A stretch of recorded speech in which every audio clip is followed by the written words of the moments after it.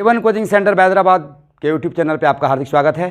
और A1 कोचिंकोचिंग centre के banner तले आज हम आपको एक ऐसे वीडियो से रूबरू कराने जा रहे हैं जिसमें प्रोजेक्ट के माध्यम से भिन्न भिन्न प्रकार के छात्र छात्राओं ने अलग अलग अपना प्रेजेंटेशन दिया है, अलग अलग हृदय की क्रियाविधि, हृदय की संरचना को, हार्ट की संरचना को, फंक्शन ऑफ हार्ट को समझाया है। उम्मीद है आपको यह वीडियो बिल्कुल पसंद आएगा। और अगर आपको यह वीडियो पसंद आए तो हमारे चैनल को सब्सक्राइब करें, लाइक करें और शेयर करें। Respected teachers, seniors and all my dear friends, my name is Riya. Today I am going to represent on the human heart.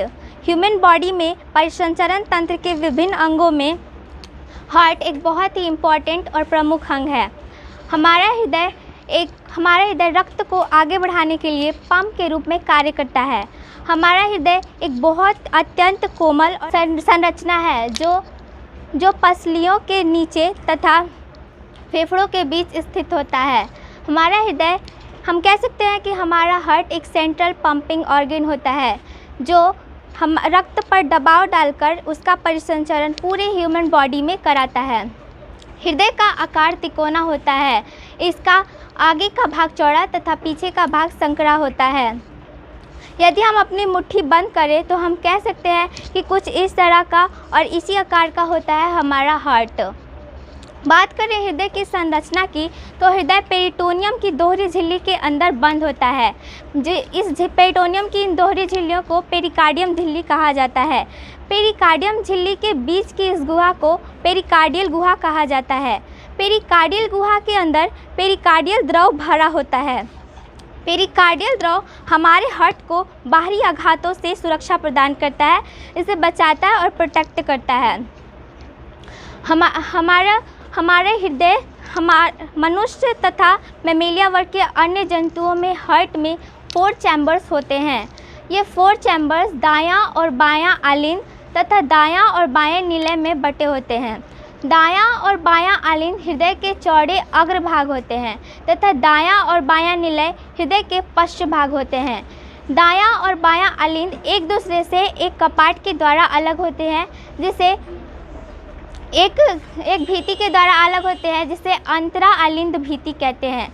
ठीक उसी तरह दायां और बायां निलय जिस भित्ति के द्वारा एक दूसरे से अलग होते हैं उसे अंतरा निलय भित्ति कहते हैं। बात करें हृदय के बाएं भाग की तो हृदय के बाएं भाग में बायां आलिंद तथा बायां निलय आता है। बायां आलिंद तथा बाएं निलय के बीच एक छिद्र स्थित होता है जिसे बायां आलिंद निलय छिद्र कहते हैं। बायां आलिंद निलय छिद्र के पास एक 2 दिशाओं में द्विदलीय कपाट लगा होता है, जिससे होकर रक्त बाएं आलिंद से बाएं निलय में प्रवेश करता है। इसके अपोजिट साइड दाएं आलिंद तथा दाएं निलय के बीच भी एक छिद्र पाया जाता है, जिसे दायां आलिंद निलय छिद्र कहते हैं। दायां आलिंद निलय छिद्र के पास 3 दिशाओं में एक त्रिदलीय कपाट लगा होता है। इसका भी कार्य दाएं आलिंद से दाएं निलय में रक्त को लाना होता है। फुफ्फुसिराएं हृदय से जुड़ी होती हैं। फुफ्फुसिराएं फेफड़ों से ऑक्सीजन युक्त शुद्ध रक्त को हृदय तक लाती हैं तथा फुफ्फुस धमनियां पूरे शरीर से जो अशुद्ध रक्त होता है उसे हृदय की ओर लाती हैं। हमारे हृदय का नियमित संकुचन एक विशेष प्रकार के तंत्रिका ऊतक के द्वारा होता है, जिसे एसे नोड या साइनो ऑरिकुलर नोड या पेसमेकर भी कहा जाता है। हृदय की पेशियां सिकुड़कर सिस्टोल बनती हैं तथा इनका शिथिलन डायस्टोल कहलाता है। एक सिस्टोल तथा एक डायस्टोल मिलकर एक धड़कन का निर्माण करते हैं।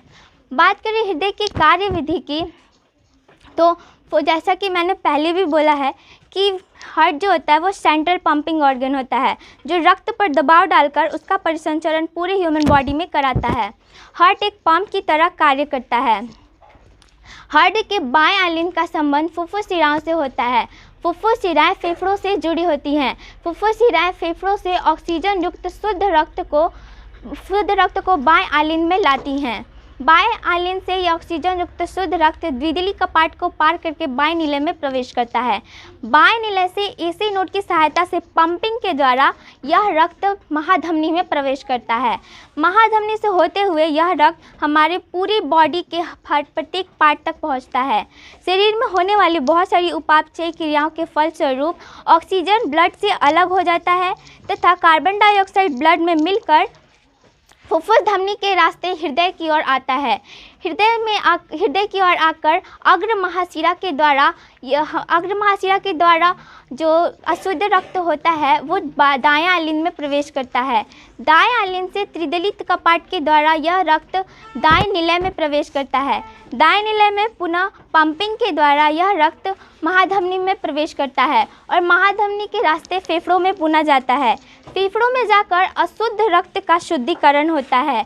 फेफड़ों में अशुद्ध रक्त ऑक्सीजन के साथ मिलकर उसका शुद्धिकरण होता है और फिर ऑक्सीजन युक्त शुद्ध रक्त पुनः फुफ्फुस शिराओं के माध्यम से बाएं आलिंद में प्रवेश करता है और इसी तरह यह चक्र चलते रहता है और इस चक्र को हृदय चक्र भी कहा जाता है और इसी तरह यह प्रक्रिया चलती रहती है लाइफ टाइम तक। जय हिंद, जय भारत। अगर आपको हमारा ये वीडियो पसंद आया हो तो हमारे चैनल को सब्सक्राइब करें, लाइक करें और शेयर करें।